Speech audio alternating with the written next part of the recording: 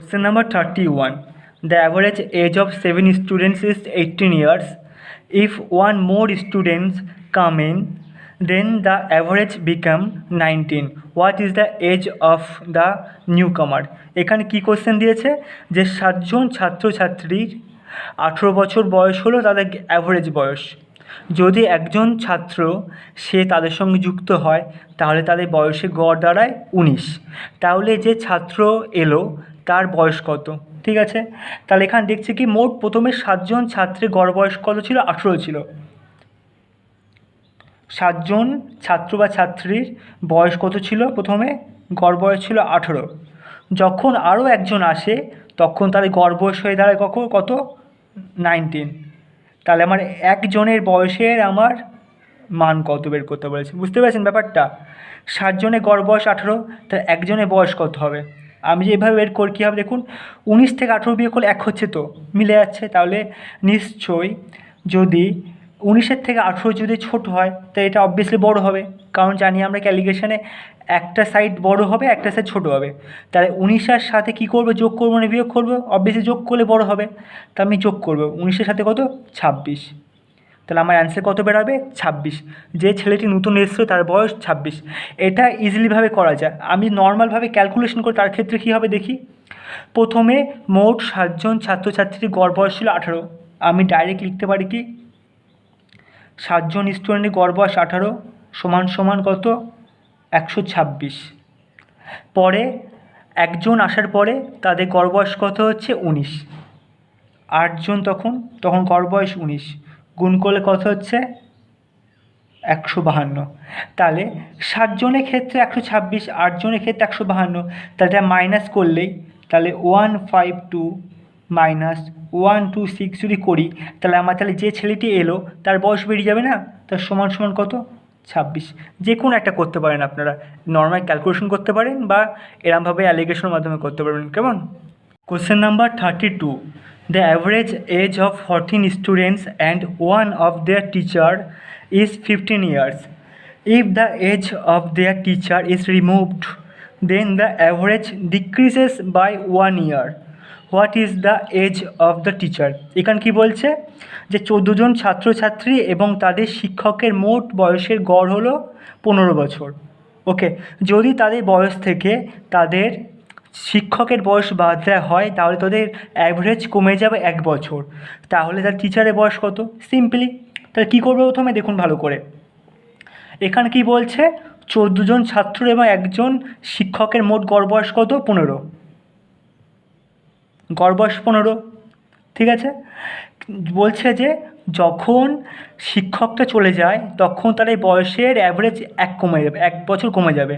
তখন তাহলে এখন যদি আমি 14জন ধরি, আমি মোট 14জন ছাত্র, তা 14জন ছাত্রের বেলা তাহলে গড় বয়স কত হবে? আগে ছিল 15, যখন শিক্ষক চলে যায় তার জন্য 1 মাইনাস হলে কত হবে? এখানে 14। আর এখানে আমার 1 লিখলাম কেন? এটা শিক্ষকের, তাই। ব্যাপারটা বুঝতে পারলেন? তাহলে আমার শিক্ষক এটা বের করতে হবে, ভালো করে বুঝুন ব্যাপারটা। 14 আর 15, 14 আর 1 15, 14জন ছাত্র আর একজন শিক্ষক, মোট 15 জনের থাকার সময় তাদের গড় বয়স ছিল 15 ছিল। ওকে, কিন্তু বলছে যে যখন সেই শিক্ষককে বাদ দেওয়া হয় তখন পড়ে থাকে কতজন? 14জন ছাত্র পড়ে থাকে, তখন তাদের বয়সের গড় 1 কমে যাবে, 1 বছর। 15 ছিল, 1 কমে গেলে 14 হচ্ছে। ব্যাপারটা বুঝতে পারলেন? তাহলে আমার চাই যে শিক্ষকের বয়স কত। এখন দেখছি যে 15 থেকে 14 বিয়োগ করলে 1 হচ্ছে, ভালো কথা। তাহলে আমার 15 থেকে 14 ছোটো না কম? ছোট। তাহলে অবভিয়াস এটা কি বেশি হবে, তাই না? বেশি হবে তো। তাই 15 আর 14 যোগ করলে কত হবে? 29। আমার এটাই হলো অ্যান্সার 29। ওকে, বা আগেই যেভাবে নিয়ম সেভাবে করতে পারেন, গুণ করে, আপনার ইচ্ছা। এটা সুবিধা তাদের হয়ে যাবে আশা করি। Question number 33. The average of 5 numbers is 20. If one number is removed, the average is 15. So which number is removed? ওকে, এখানে কি বলছে যে 5টা নাম্বারের গড় হলো 20। যদি একটা নাম্বারকে বাদ দেওয়া হয় তখন তাদের অ্যাভারেজ কত দাঁড়ায়? 15 দাঁড়ায়। তাহলে সেই কোন নাম্বারটা আমরা রিমুভ করলাম বা বাদ দিলাম। ওকে, তো একই ব্যাপার কি করি আমরা দেখি। মোট 5টা নাম্বারের গড় কত বলছে? আমার 20 বলছে। 20 মাঝখানে লিখলাম 20। ওকে, তারপরে বলছে কি আমার যে একটা নাম্বার যখন বাদ চলে যায় তখন অর্থাৎ 4টে হয়ে গেল তো না, মোট 5টা নাম্বার, 5টা নাম্বার থেকে একটা নাম্বার বাদ দিলে যদি হয়ে যায় 4টে নাম্বার। যখন 4টে নাম্বার থাকবে তখন তার অ্যাভারেজ কত দাঁড়াবে? 15, তাই দেওয়া আছে 15 দাঁড়াবে। তাহলে মোট ছিল, তাহলে বলছে কি যে নাম্বারটা আমি বাদ দিয়েছি সেটার মান কত, তাহলে এই 1 নাম্বারটা আমি বাদ দিয়েছি, তাহলে এর মানটা বের করতে হবে আমার, তাই না? ব্যাপারটা বুঝতে পেরেছেন? তাহলে কি হচ্ছে দেখি, 20 থেকে 15 বিয়োগ করলে কত হচ্ছে? 5 তো, 20 বিয়োগ 15 সমান সমান 5। তাহলে এখানে মান দেওয়া আছে 1, অর্থাৎ বলতে পারি যে 1 সমান সমান 5। ওকে, ভালো কথা। তাহলে 4 সমান সমান কত? যেহেতু এটা রেশিও, 1 সমান সমান 5 হয়, 4 সমান সমান কত? 20 হবে। ওকে, এবার 20 থেকে 15 ছোটো না বড়? ছোটো, তাহলে অবভিয়াসলি এটা বড়ো হবে। তাহলে এর মানটা, তাহলে 20-র সঙ্গে 20 যোগ করলে কত হচ্ছে? 40। তাহলে আমার অ্যান্সার কত হবে? 40। আমি 40 নাম্বার যদি বিয়োগ করি তাহলে আমার গড় 20 থেকে কমে 15 দাঁড়াবে। আশা করি বুঝতে পেরেছেন অঙ্কটা, simple. Question number 34, the average temperature from Monday to Wednesday is 37 degree, whereas the average temperature from Tuesday to Thursday is 34 degree. Temperature of Thursday is 4/5 of temperature of Monday. Find the temperature of Thursday. এখানে question কি বলছে যে Monday থেকে ওয়েডনেসডের মধ্যে যে 3 দিন আছে তাদের গড় হলো কত? 37 ডিগ্রি। ঠিক একইভাবে টিউসডে থেকে থার্সডের মধ্যে তাদের 3 দিনের গড় কত? Temperature 34 degree. ওকে, কিন্তু এখানে বলছি যে টিউসডে টেম্পারেচার হলো মনডে টেম্পারেচারের 4/5, তাহলে আমার থার্সডের টেম্পারেচার বের করতে বলেছে। সিম্পল ব্যাপার, অঙ্কটা কীভাবে করবো দেখুন, খুব ইম্পর্টেন্ট অঙ্ক, পরীক্ষা দেয়। ওকে, তাহলে কী বলছে আমার? মনডে থেকে ওয়েডনেসডে, তাহলে লিখতে পারি আমি ভাবে তো না কি, মনডে, টিউসডে, ওয়েডনেসডে সমান সমান এদের গড় কত? 37 গুণ 3 দিন যেহেতু, তার 37 গুণ 3 করলে কত হচ্ছে আমার? 111 ডিগ্রি সেলসিয়াস ধরলাম। ওকে, নেক্সট কি বলছে আমার এখানে? বাকি কি বলছে? টিউসডে টু থার্সডে, আমি লিখতে পারি থার্সডে, এখানে থার্সডে লিখলাম, ওয়েডনেস লিখলাম, আর কী হবে এখানে? থার্সডে লিখলাম। ওকে, তাহলে এদের গড় কত বলছে আমার? 34 গুণ 3 সমান সমান 102 ডিগ্রি সেলসিয়াস। ওকে, এখানে টিউসডে কাটছি, এখানে ওয়েডনেসডে কাটলাম, তারপরে থাকছে এখানে মনডে আর থার্সডে, তাহলে মনডে মাইনাস থার্সডে সমান সমান কত? 111 থেকে 102 বিয়োগ করলে কত হচ্ছে?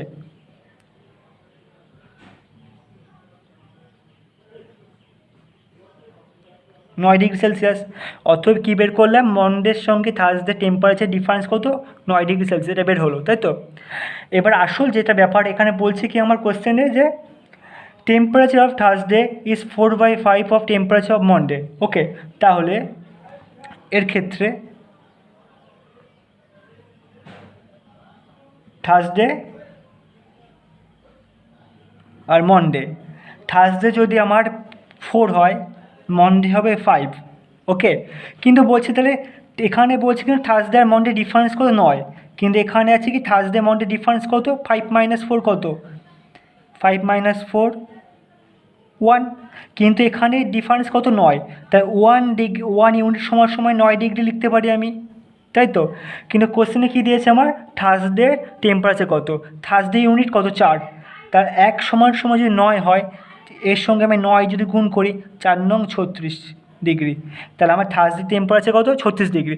ঠিক একইভাবে যদি আমরা মনডে টেম্পারেচার বের করতে যাই তাহলে কী করবো? সিম্পলভাবে 5-এর সঙ্গে আমি 9 গুণ করলে আমার পেয়ে যাবে 45 ডিগ্রি সেলসিয়াস।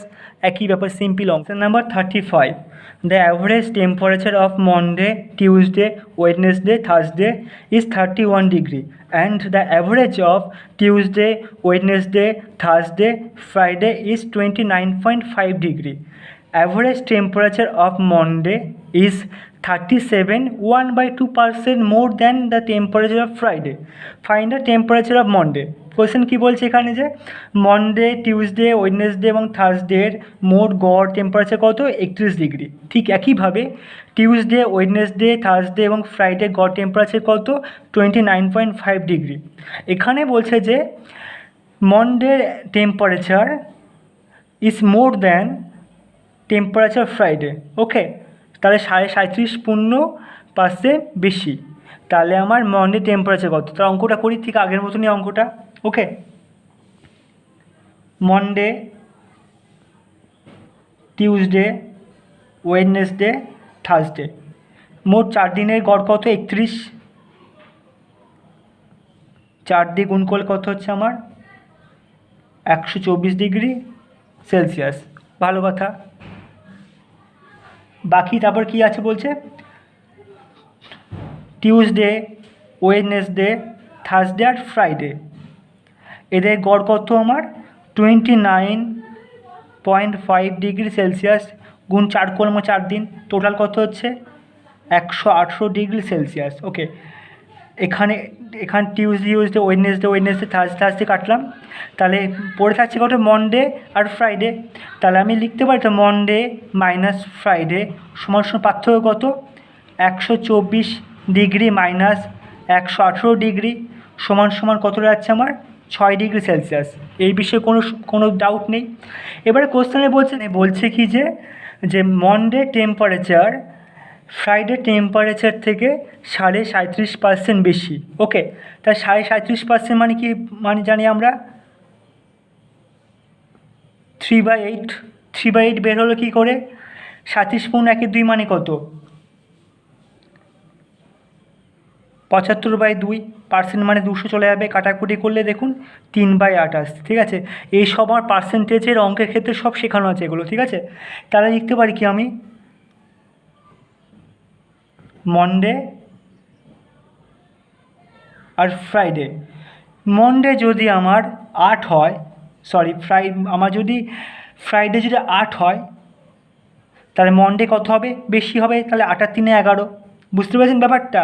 আমার বলেছে কি মনডে টেম্পারেচার ফ্রাইডে টেম্পারেচারের থেকে 37.5% বেশি।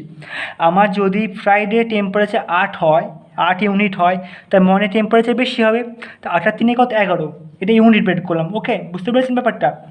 কিন্তু আমার এই ডিফারেন্স কত? মনডে আর ফ্রাইডের ডিফারেন্স কত? 11 থেকে 8 বিয়োগ করলে কত হচ্ছে? 3 হচ্ছে। বাট এখানে কত হচ্ছে? 6 ডিগ্রি। তাহলে কত বেশি? 3 মানে তাহলে 6 বেরাচ্ছে, 2 গুণ বেশি। আমার চেয়েছে কিসের টেম্পারেচার?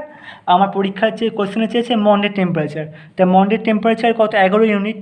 তাহলে আমার এর সঙ্গে 2 গুণ করলে আমার 11 2 22 ডিগ্রি সেলসিয়াস এই টেম্পারেচার বেরিয়ে গেল। তাহলে next question, Sachin has a certain average of 11 innings. He scored 120 runs in his 12 innings and increased the average by 5 runs. So, how much is now average? কী বলছে এখানে? সচিনের মোট প্রথম 11টি ইনিংসে একটি নির্দিষ্ট গড় ছিল। 12তম ইনিংসে সে 120 রান করে। এর ফলে কি হয়? তার অ্যাভারেজ রানের গড় 5 বাড়ছে। তাহলে বর্তমানে তার অ্যাভারেজ কত? ভালো কথা, ভালো করে বুঝবেন ব্যাপারটা। অঙ্কটা খুব ইম্পর্টেন্ট, পরীক্ষা আসে কিন্তু। হ্যাঁ, মোট 11টা ইনিংস ধরুন, 1টা 2টো 3টে 4টে 5টা 6টা 7টা 8টা 9টা 10টা 11টা খেলায় তার একটা নির্দিষ্ট অ্যাভারেজ ছিল। ধরলাম অ্যাভারেজ এ ছিল এ। ওকে, এবারে 12তম ইনিংস 1 2 3 4 5 6 7 8 9 10 11 12।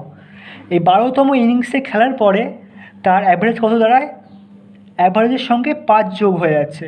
অতএব 11 আর 12 মাঝখানে সে কত রান করেছিল?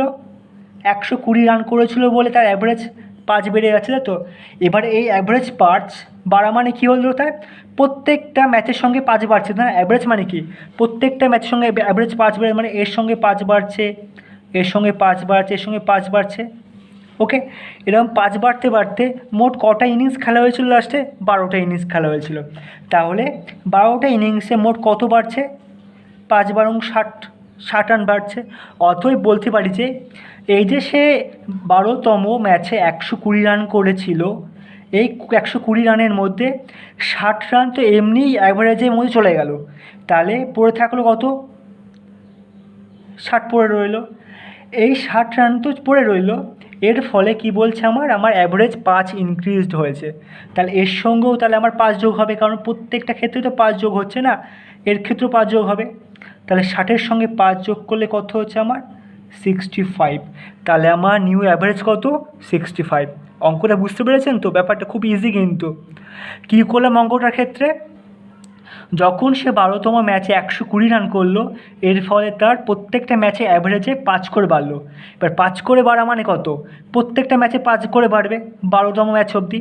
এবারে 12টা ম্যাচ মোট খেলা হয়েছে, 5 বারং 60। এবার 120 তো রান করেছিল, 120-র মধ্যে 60 রানটা মাইনাস চলে গেল কেন? কারণ 60 রানটা এই প্রত্যেকটা ম্যাচে 5 যোগ হওয়ার ফলে ওটা মেকআপ হয়ে গেছে, তা পড়ে থাকছে কত? আমার 60। আর বলছি কি আমার 5 অ্যাভারেজ ইনক্রিজ হবে, 60-এর সঙ্গে 5 যোগ করলাম, অথবা আমার অ্যান্সার কত হবে? 65 আমার অ্যান্সার হবে নিউ অ্যাভারেজ। ওকে, নেক্সট কোয়েশ্চেনটা খুব ইম্পর্ট্যান্ট কোয়েশ্চেন। হ্যাঁ, এ batsman scored runs in 11 innings at a certain average. That batsman scored 90 runs in the 12 innings, whereby his average 5 runs decreased. Accordingly, how much is the average of that batsman after 12 innings? ঠিক আগের মতনই অঙ্ক। কী বলছে? 11টি match খেলার পরে কি নির্দিষ্ট গড় ছিল, কিন্তু 12তম ম্যাচ খেলার সময় সে 90 রান করে। 90 রান করার ফলে তার অ্যাভারেজ কত কমছে? 5 রান কমে যাচ্ছে। তাহলে 12তম ম্যাচ খেলার পর তার বর্তমান অ্যাভারেজ কত? ঠিক আছে, ঠিক আগের মতো অঙ্ক করি, কথা কথা দেখি। মোট 11টা ইনিংস, আমি বোঝানোর জন্য দেখিয়ে দিচ্ছি। হ্যাঁ, 1 2 3 4 5 6 7 8 9 10 11। 11টা ম্যাচ খেলার পরে একটা নির্দিষ্ট অ্যাভারেজ ছিল, এ অ্যাভারেজ ছিল। 12তম ম্যাচ খেলার পর 1টা 2টো 3টে 4টে 5টা 6টা 7টা 8টা 9টা 10টা 11টা 12টা, এই 12তম ম্যাচ খেলার পর সে কত রান করেছে? সে 90 রান করেছে। এর ফলে কি হয়? তার অ্যাভারেজ থেকে তার 5 রান কমে যায়। অ্যাভারেজ যা ছিল তার থেকে আমার -5 রান কমে যাচ্ছে। অতএব অ্যাভারেজ থেকে যদি 5 রান কমে যায়, তাহলে প্রত্যেকটা ক্ষেত্রে 5 রান কমবে। আগের অঙ্কের মধ্যে 5 রান যোগ হয়েছিল, এর ক্ষেত্রে বিয়োগ হবে। তাই -5 করতে করতে সব জায়গায় -5 হবে, তাই না? তাহলে মোট কটা ম্যাচ খেলেছিল? 12টা ম্যাচ খেলেছিল। তাই 12টা ম্যাচ যদি খেলে, তাহলে কত রান তার ডিক্রিজ হবে? প্রত্যেকটা ক্ষেত্রে তো 5 রান করে কমে যাচ্ছে অ্যাভারেজে। তার 5 রান সমান সমান তাহলে 60 রান। এই 60 রানটা মাইনাস হবে, ডিক্রিজ করবে। আশা করি বুঝতে পেরেছেন। এবারে এখানে বলছে কি আমার রান করেছিল কত? 90 রান করেছিল। ওকে, কিন্তু তার এই রান করার ফলে তার অ্যাভারেজ কমে গেছে। অতএব জানা যায় কি, তাহলে তার অ্যাভারেজ অনেক বেশি ছিল, সে কম রান করেছে বলে তার অ্যাভারেজ কমে গেলে। তাহলে আমার বর্তমান যদি অ্যাভারেজ বের করতে হয়, এটার সঙ্গে আমি যোগ করব, 90-এর সঙ্গে 60 যোগ করব। কত হচ্ছে যোগ করলে? আমার 150 হচ্ছে। এটা 150 আমার অ্যাভারেজ ছিল, কিন্তু যেহেতু সে 90 রান করার ফলে তার অ্যাভারেজ 5 কমে যাচ্ছে, তাহলে আমার 5 মাইনাস করব। তাহলে কত হচ্ছে আমার? 145। তাই 145 হলো আমার অ্যাভারেজ রান বর্তমানে। ব্যাপারটা বুঝতে পেরেছেন? আবার শুনুন ভালো করে। 12টা ম্যাচে 5 রান করে কমে যাচ্ছে, মানে মোট কত রান কমছে? 60 রান কমছে। 60 রান কেন কমছে? এ থেকে জানা যায় কি, ওর অ্যাভারেজ অনেক বেশি ছিল আগে, অনেক রান বেশি ছিল। যেহেতু 90 রানটা অনেক কম বলে তার টোটাল রানটা কমে গেছে অ্যাভারেজ। যদি রান কমে যায়, তাহলে বর্তমান জানার জন্য কী করতে? আমার যোগ করতে হবে। তাই 90-এর সাথে যোগ করে 150 হলো। 150 হলো তার অ্যাভারেজ ছিল।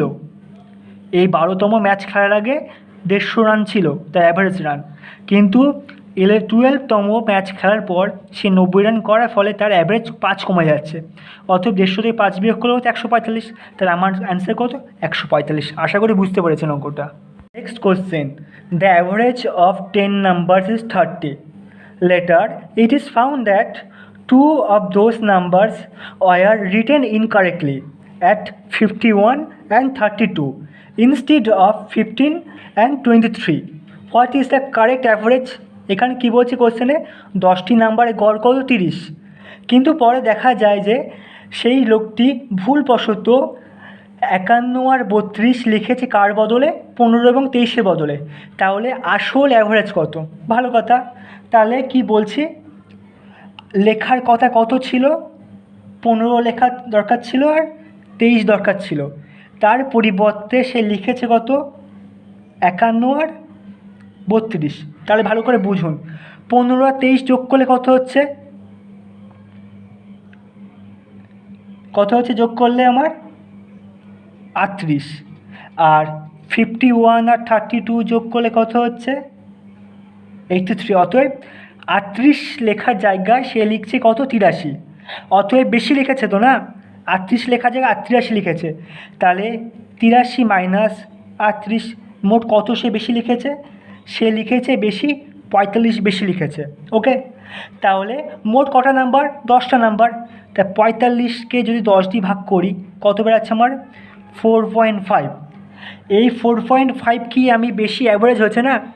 45টা বেশি লিখেছে, টোটাল নাম্বার 45 বেশি লিখেছে, মোট 10টা নাম্বার ভাগ করলে আমার 10 দিয়ে ভাগ করলে অ্যাভারেজ বেরিয়ে গেল 4.5। তাহলে আমার 4.5 অ্যাভারেজ তো আমি বেশি দিয়েছি না? আমার অ্যাভারেজ কত ছিল আসলে? আগে 30 ছিল, তাই তো? কিন্তু আমি যেহেতু 38 জায়গায় 83 লিখেছি, এর ফলে আমি 4.5 অ্যাভারেজ বেশি লিখেছি। তাহলে আসল অ্যাভারেজ কত? তা আমি 4.5 যদি আমি বিয়োগ করি তাহলে আমার আসল অ্যাভারেজ বেরিয়ে যাবে কত? বেরাবে তাহলে 25.5। তাহলে আমার আসল রিয়েল অ্যাভারেজ কত? 25.5। আশা করি অঙ্কটা বুঝতে পেরেছেন। Okay, next question, the average value of 20 numbers is 75. Later it was found that 97 of them has reached 79. So what was the correct average value? তাহলে কী হবে? কোশ্চেনটা কী বলছে যে 20টি নাম্বার অ্যাভারেজ কত? 75 ছিল। পরে সে দেখা গেল যে 97-এর জায়গায় সে লিখেছে কত বা পড়েছে কত? 79। তাহলে কারেক্ট অ্যাভারেজ কত? আগের মতন অঙ্ক কী তাহলে দেখবো। তাহলে সে ছিল কত? 97, সে লিখেছে কত? 79। ওকে, তাহলে 97 ছিল আসল, লিখেছে 79, কমে গেল না? ভুল মানে কমেই লিখেছে, তো কম লিখেছে। তা 97 থেকে 79 বিয়োগ করলে আমার অ্যান্সার কত? 18। অর্থাৎ 18 নাম্বার কম লিখেছে। ওকে, এবারে 18, তাহলে 18 তো টোটাল কম লিখলো না? মোট কত নাম্বার ছিল? 20টা নাম্বার ছিল মোট। তা 18কে 20 দিয়ে ভাগ করে তার আমার অ্যাভারেজ বেরিয়ে যাবে 0.9। অথবা আমার টোটাল অ্যাভারেজ আমার কত কম লিখেছিলাম? 0.9 কম লিখেছিলাম মেইন থেকে। তাহলে রিয়েল অ্যাভারেজ কত? তাহলে রিয়েল অ্যাভারেজ কত বলেছে এখানে আমার? 75। যেহেতু আমার কম লিখেছে তাহলে আমার যোগ করলে আমার আসল বেরিয়ে যাবে, যোগ 0.9 সমান সমান 75.9। এটা হবে আমার রিয়েল অ্যাভারেজ। আশা করি অঙ্কটা বুঝতে পেরেছেন। 97 জায়গায় 79 লিখেছে, অতএব কম লিখেছে। কত কম লিখলো? 18 কম লিখেছে। এবার মোট সংখ্যা কটা? 20টা সংখ্যা। 18 লেখার ফলে তার 18কে 20 দিয়ে ভাগ করলে আমার কত অ্যাভারেজ কম হচ্ছে? 0.9 অ্যাভারেজ কম হচ্ছে। কিন্তু আমার আসল অ্যাভারেজ কত? 75। যেহেতু আমার কম লিখেছিলাম, আমার বাড়াতে হবে আসল করার জন্য। তা 75-এর সঙ্গে 0.9 যোগ করলে কত হচ্ছে? 75.9। এটা হলো আমার রিয়েল অ্যাভারেজ। আশা করি অঙ্কটা বুঝতে পেরেছেন।